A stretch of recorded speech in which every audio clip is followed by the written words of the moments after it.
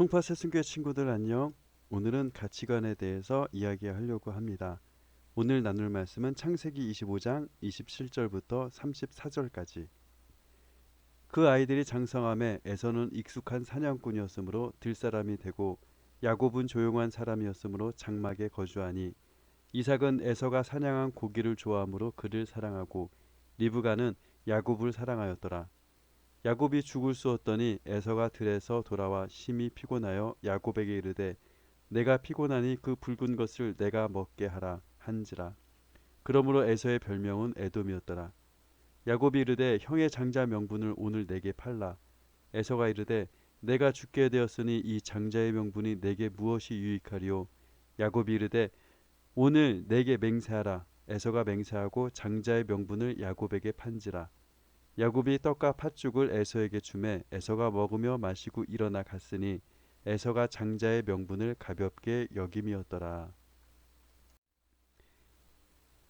믿음의 조상 아브라함의 아들은 이삭이었어요. 아브라함은 하나님과 아주 특별한 약속을 한 사람으로서 복의 근원이 되는 사람이에요. 이 특별한 약속은 그의 아들 이삭에게 복 있는 사람으로 승계됩니다. 그리고 이삭도 장가를 가서 아이를 낳게 되는데 그 아이를 임신할 때 쌍둥이가 임신이 돼요. 그런데 이 아이들은 뱃속에서부터 서로 경쟁을 하고 싸우고 힘겨루기를 했다라고 얘기를 합니다.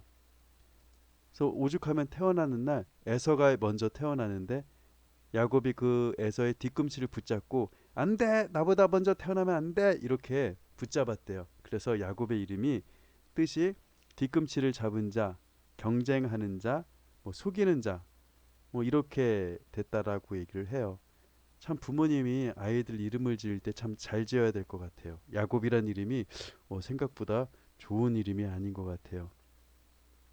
그런데 옛날 사람들은 어때요? 옛날 사람들은 첫째가 그 기업을 아버지의 가업을 이어받잖아요. 아브라함의 축복 그리고 이삭의 축복 그 축복이 첫째 형에게 간다라는 것을 알고 있었어요. 그래서 야곱은 그 장자의 축복을 굉장히 목말라 했고 부러워했었어요. 그런데 힘으로는 상대가 안 되잖아요. 에서라는 형은 사냥꾼이 되었고 운동신경도 좋고 어떻게 보면 뭐 싸움도 잘하고 무술도 잘하고 만능 스포츠맨인데 야곱은 그냥 엄마 따라서 요리 좋아하고 되게 여성스러운 그런 아이였어요. 남자아이인데 약간 여성스러운 그런 아이였던 것 같아요. 그래서 어떻게 해서든 형의 자리를 앉고 싶은 욕심이 많았던 거죠. 근데 우리나라도 옛날에는 장자가 첫째가 아버지의 기업을 이어받잖아요. 혹시 우리나라 왕 중에 가장 멋있고 훌륭한 왕이라고 생각하면 누가 떠오르나요?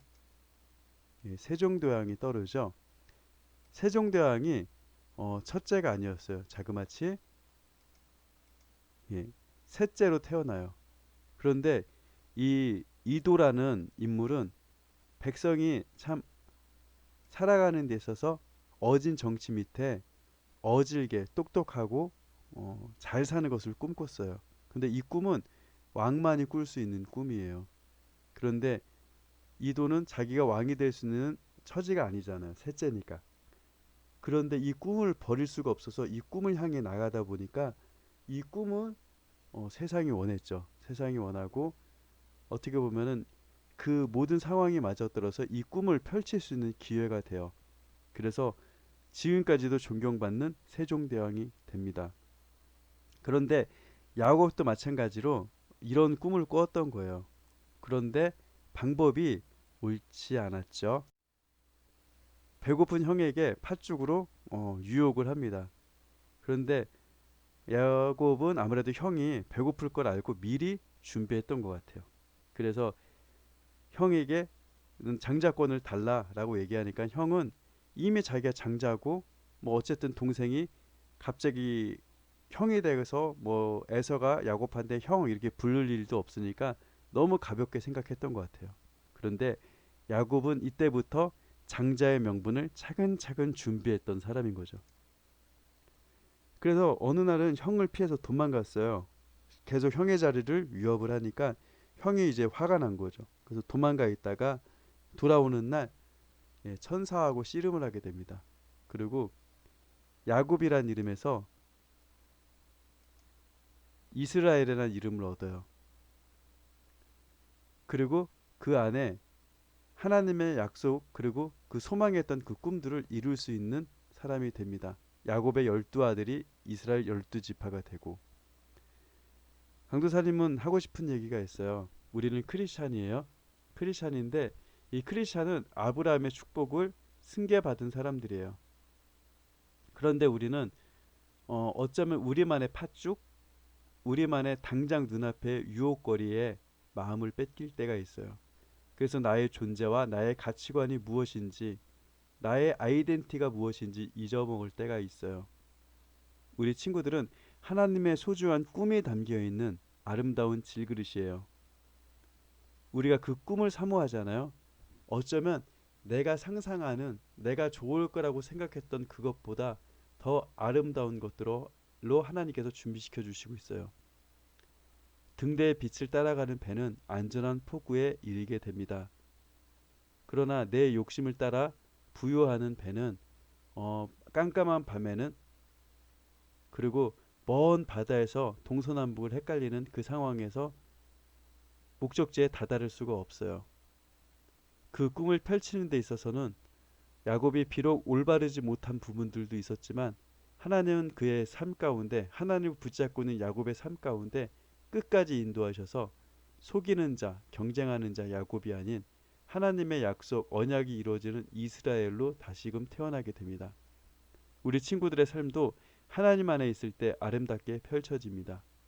우리 친구들 그 삶 기억하면서 늘 하나님께 기도하고 어쩌면 오늘 내가 기도하는 게 조금 잘못된 방법일 수도 있어요.